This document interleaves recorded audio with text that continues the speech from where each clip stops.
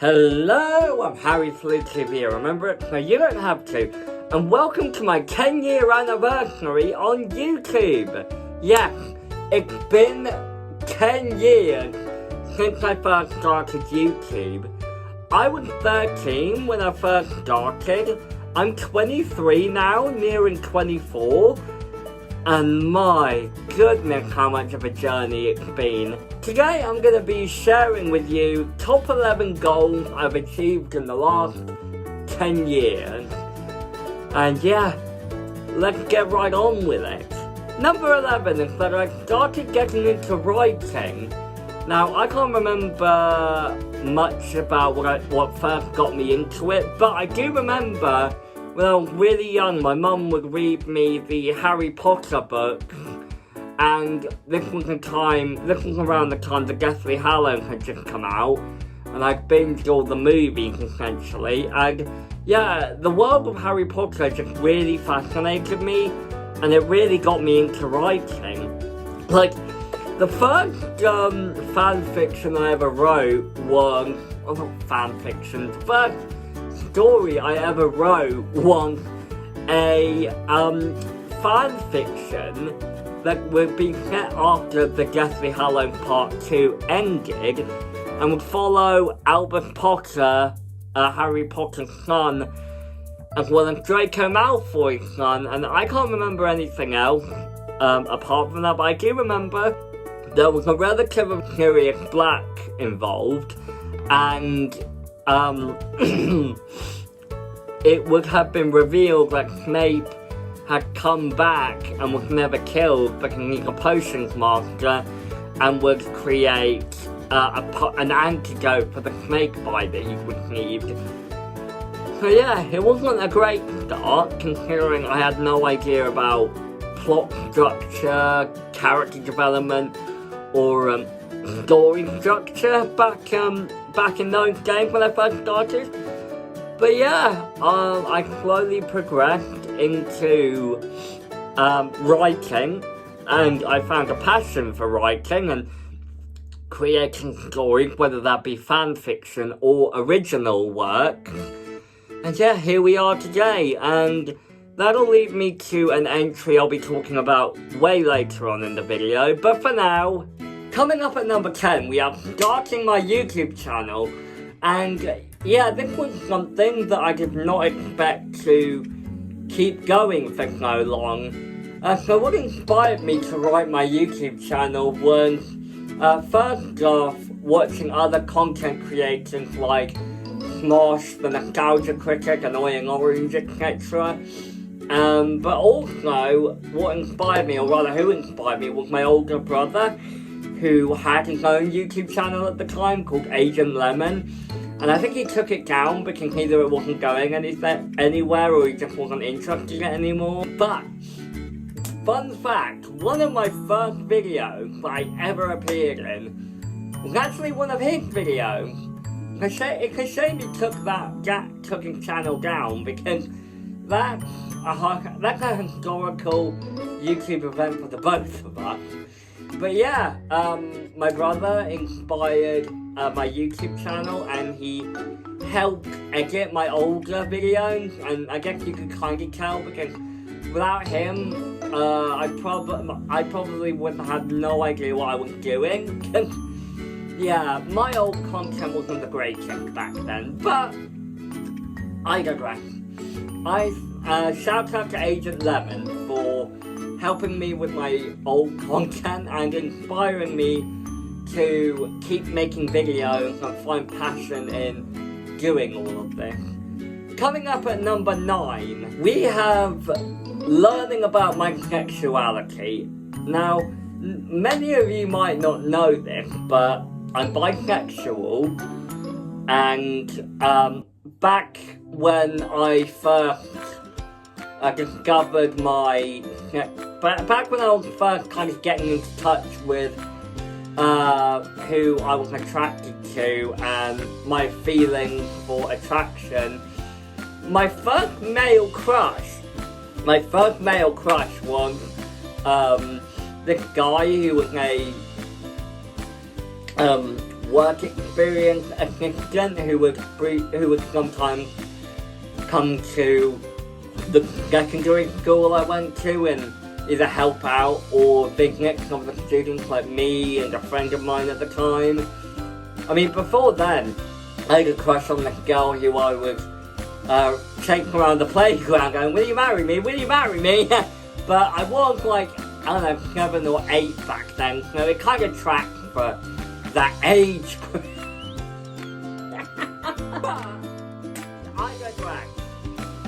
My first male crush was this work experience assistant that I would often see, and who a friend of mine would often see, and I would sometimes try getting attention, or I would sometimes, be a little bit jealous of my friends when getting the attention from this guy. You can tell I was really into him as well. Because he was exactly my type. He was cool, dark hair, blonde hair. But the difference being, I was 14 at the time, I think, and he was 17, so yeah, probably wouldn't have gone down well, no, about that. Or maybe he did know, I have a feeling he didn't know, but he didn't like make a big deal out of it, because he was children were like that, I guess.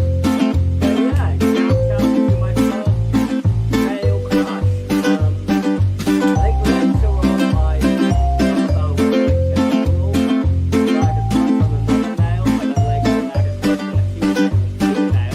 So yeah, later on I discovered that I am indeed bisexual, and I'm very proud of that.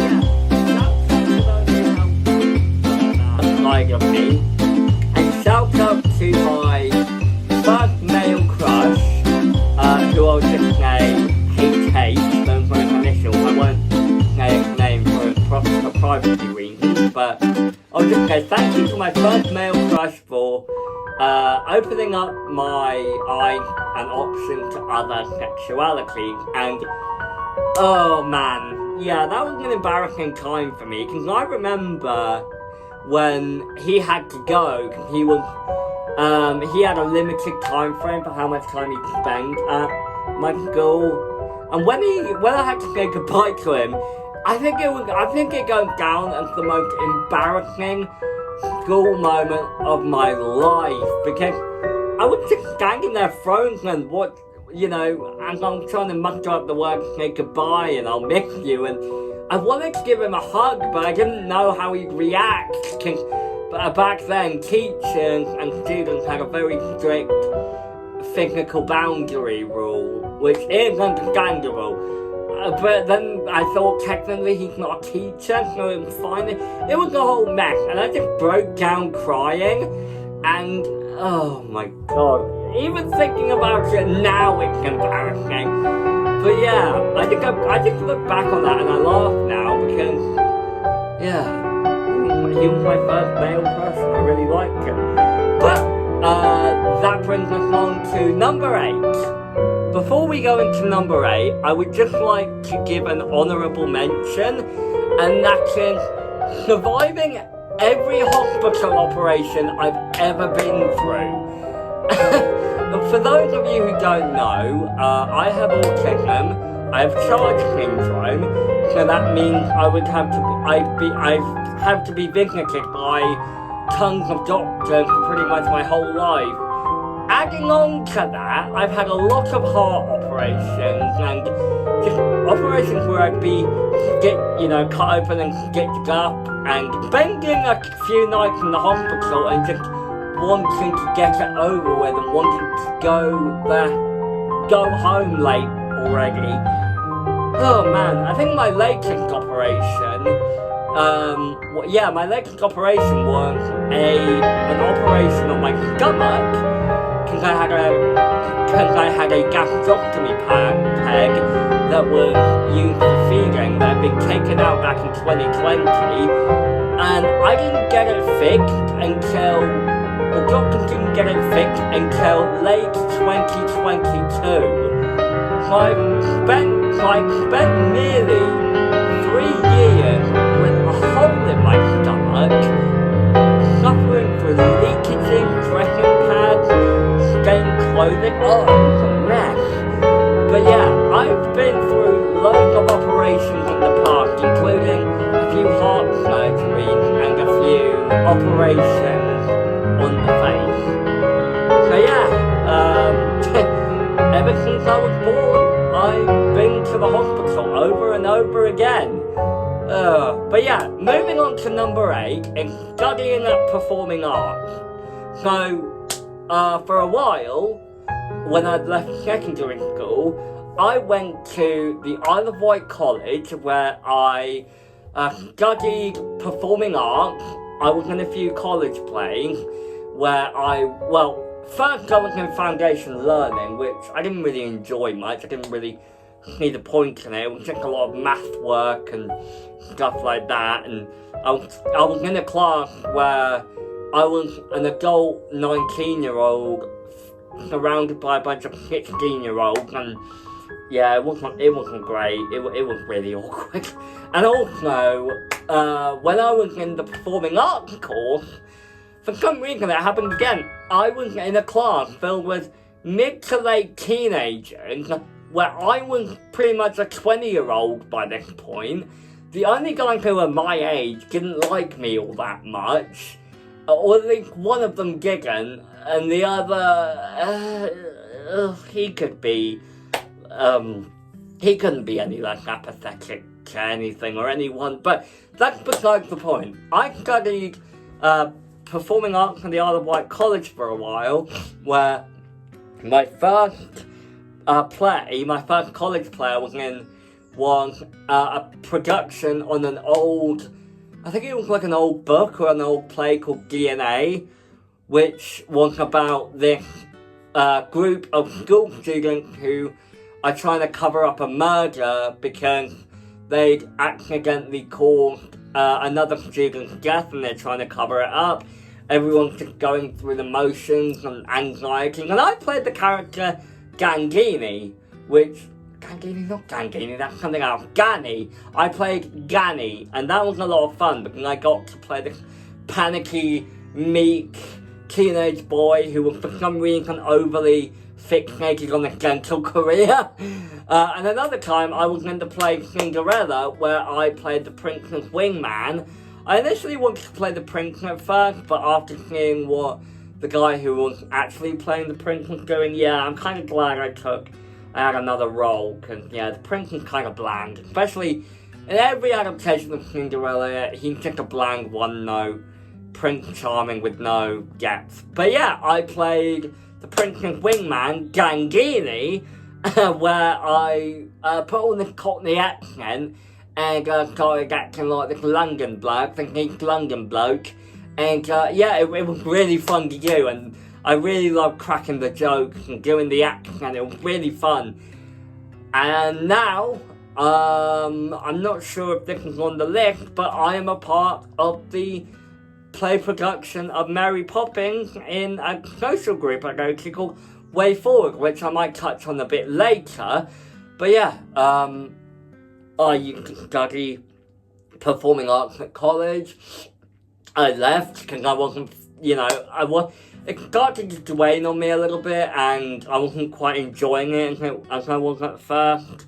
A lot of changes were going on. I was having a lot of, relationship difficulties. Yeah, it was just a mess towards the end. So I left, and that brings us on to number 7, moving out. In late 2021, I moved out and into my first supported living home because of some family drama that went on that I won't get into. But yeah, I moved out of my parents' house and into my first supported living placement, which turned out not to be great because it was a single person doing the supporting, and there was 3 of us in the house. One of them was the lady's son, who I tried getting along with, but it was a bit difficult. The other guy had been accused of a lot of horrible things as well, which I won't get into. But yeah, I moved out, and into my first residential home. Didn't quite work out, stayed with my grandma for a bit, and then I moved to this place. I moved to a residential supported living home with like staff and support independent. It's basically an independent living environment that supports young adults to move on independently and work towards doing simple and basic things without needing help or guidance. And at the moment, I'm in the flat bit of the house. So if you're wondering why all of a sudden I had this new scenery starting in 2023, it's because I moved from my old room in the house to this kind of like house, this room area that acts as a flat.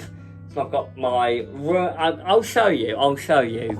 So yeah, I've got my room. I've got my own living room. And yeah, if you look, I have my own bathroom, which is nice, and my own bedroom. Yeah, it's pretty swell. But yeah, moving on to number 6. At number 6, we have learning to cook. Now, this actually goes back to before I moved to this place. It actually goes back to when I was doing food tech in my secondary school, where I enjoyed. I enjoyed cooking. I loved cooking, and I still do. And it got to a point where I was making stuff. I was making food. My mum was helping me with that. So shout out to Mum if you're watching for helping me learn to cook properly, I guess encouraging me to cook more independently. So yeah, now I cook my own meals. I ask for help when I need it, but I mostly cook my own meals. My favourites are usually Italian dishes like pastas and pizza and things like that. And I've even made toad in the hole. And if you don't, for any of my American viewers, if you don't know what that is, look it up. It is delicious. And chicken and bacon pie, which I don't do that often, but I should, because it is delicious. Chicken and bacon, make me hungry. But yeah, moving on to number 5, we have becoming more independent. Now again, going back to the cooking thing, but also, it also goes into travel training. So at the moment, I'm learning to travel by bus. I'm learning to navigate my way to places around me, like Newport and things like that. And I'm learning to, travel more often on my own, and doing my chores, things like that. And yeah, basically, I've had help in the past with learning to be more independent, but getting to a point where I can pretty much do stuff on my own. Like, I can go out and get shopping, I can walk into town on my own, and yeah, it's slowly progressing to a point where I think I might be ready to live in the world of independence. And we're not quite there yet, but there will be a time where I'll move out of this place and into a forever home, which I think will be more suited to me, because at the end of the day I am still a vulnerable adult with needs. So I think I still will get some support, but I think it's mostly going to be hands off, and I'm going to be a lot more independent going forward. So yeah, pretty much I've become more independent. I've travelled more, I've learned to cook. Yeah, it's all going well. And on to number 4, we have starting my first volunteer job. Now, this pretty much I stayed at the Isle of Wight College for a while. I didn't really enjoy it that much towards the end, so I left college to pursue a career in writing, which I'll touch more on later, but also I wanted to start my own volunteer job because, to be honest, I do like to perform, but I feel there was too much in the way, about, you know, in terms of college and that, to really let loose, in terms of being on stage and that, which I will touch on more later again. But basically, after leaving college, I started my first volunteer job where I would go on to be a dishwasher, where I was basically just kind of stuck in the kitchen and would be washing the dishes, and it was fun at first. Like, I would have my headphones on and you know, listen to music and sing in the background while doing it. That made it more fun until I started singing a bit too loud and the staff would tell me to be quiet, but whoever was on support with me and the staff at the Donkey Sanctuary. But yeah, again, like with the college, it wasn't really doing it for me towards the end, so I left. And that brings me to something I'll touch on later. But for now, at number 3, we have going to more social groups. So, for anyone who knows me, like properly knows me, I was a bit of a recluse. I don't know if that's the right word for it, but basically, I wasn't good at socialising, or at least I wouldn't say I wasn't good at it, but me being on the spectrum, I found it a bit tricky to really start up a conversation and properly chat to people and stay in a single public place for long. But a few years ago, I started going to a group called In Tune, where we would all sing and play music and socialise, which I shortly took a break from, but I do want to get back into it at some point. But yeah, basically, I got into more social groups, including a social group I go to now, where I socialise, but also I'm a part of a theatre section of the group, where I'm a part of the Mary Poppins play production, and I am playing the character of Uncle Albert. And my friend, who, if they're watching this, shout out to you. Hope you're having a great weekend. My friend is playing the main part of Mary Poppins, and yeah, it's all going well. My part isn't that big, you know, because Uncle Albert only literally appears in one scene. But the bright side is, I don't have to be up on the ceiling like he is in the movie. Thank God for that, because that's where I would draw the line. I do not like heights at all. But yeah, I basically play Uncle Albert in Mary Poppins. I'm going to a lot more social groups and social gatherings, and I'm learning to become a lot more of a social butterfly and less of a reclusive hermit. A lot of things happened in the past that caused me to become a lot more reserved and more closed off, but I slowly started becoming more confident. I started trusting people again, even if I met the odd, pardon my language, I hope I don't get demonetized, dickhead every now and then.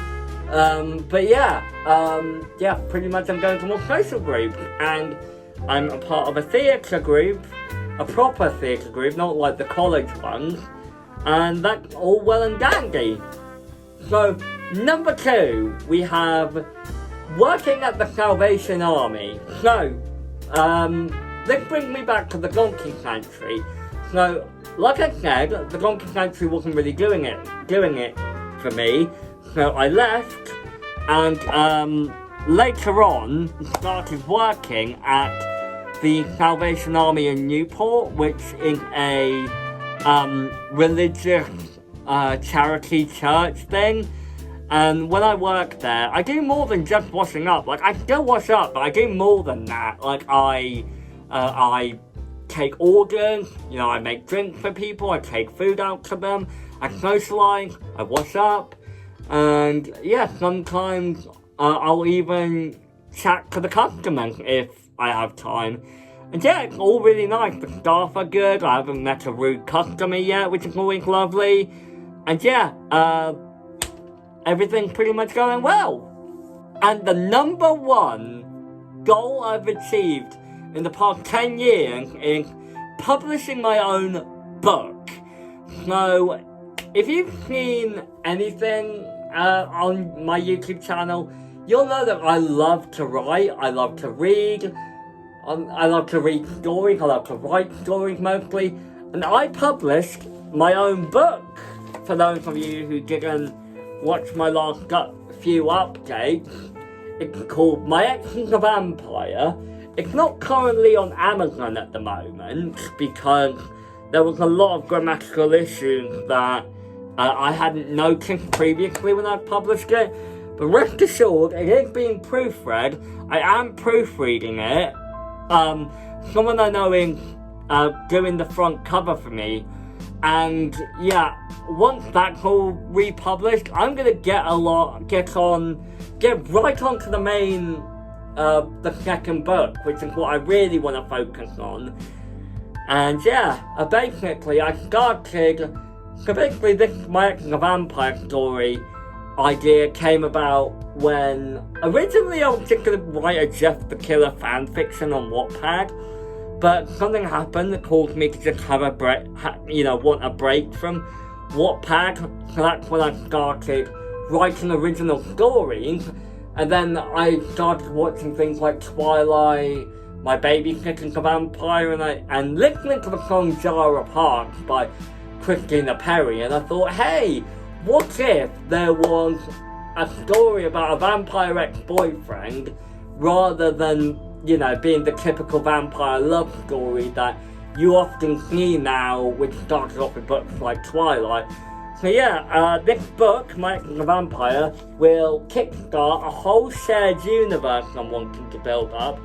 I won't reveal anything just yet because who knows whether these projects will still happen. I'm not going to reveal everything straight away. That's what past writers and past, movie making who are building up a shared universe have done previously, and it's never went well.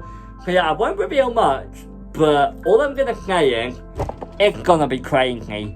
But that's all. And I probably should mention that I did more than just... So when I wrote my Harry Potter fanfiction, I initially didn't know what I was doing, but then I started watching films, listening to audiobooks, and even listening to creepypasta.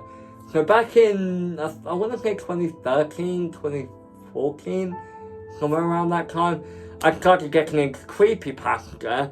And although it might be controversial to say nowadays, especially because of a certain 2014 event that's been brought up lately, that's what basically also inspired me to start writing.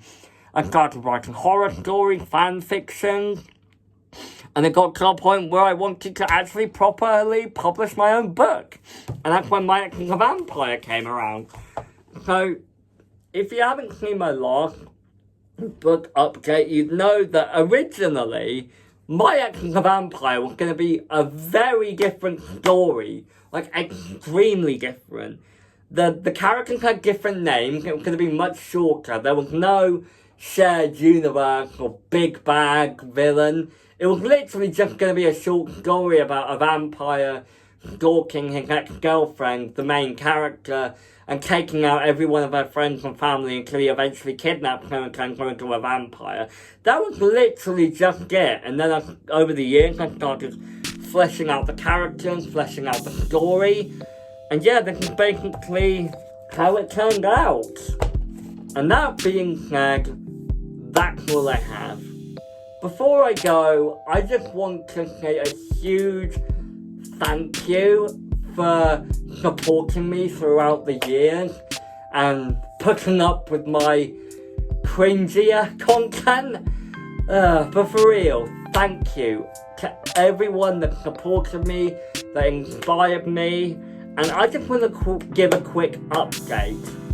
So, and you probably read from the title, and if you've seen my last update video, you're probably asking, is this the end of my YouTube channel?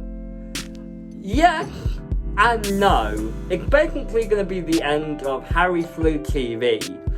And what I'm going to do afterwards is rebrand everything, rebrand my YouTube channel, maybe get some more merch up, and I will start a channel called RJ Productions, which, if you don't know, RJ stands for Roxy Jane, who, if you don't know, is going to be a mascot for my YouTube channel, and when I learn to animate in videos, she will definitely be an integral part of my YouTube channel, my rebranded channel. No. Will anything change in my YouTube channel? Not entirely. I'm still going to do what if. I'm still going to do interviews, because I started doing YouTube interviews. It might just take a bit longer for me to put together, because I don't just want to rush anything out and just kick off a box and say, you know, put this together, put that together, and boom, it's done. I actually want to take time with these videos, and with that will mean that I won't be on YouTube as often. So for now, I'm going to take a bit of a hiatus from YouTube. My next video will not be for a while yet, and even if my video does come out, or my next video I should say, don't expect me to be back right away. Just expect for longer form content, which would hopefully be better put together, and a longer wait time, because, and they say you can't rush art. And I'm not saying my content is a masterpiece or art or anything, but I don't want to rush anything I'm passionate about. Also, the reason why I say it will take longer for me to make videos is because I eventually want to make films on my channel, and being a part of a play production like the one I'm in at the moment is a stepping stone for that. So that might be why videos will take longer, because I want to start filmmaking, hence why the channel is called RJ Productions. So with that being said, thank you so much for supporting me, for being there, for cheering me on, and for helping me.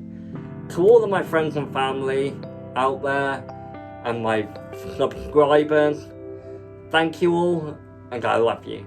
I'll see you all on the flip side. I'm FleuTV, remember it, so you don't have to.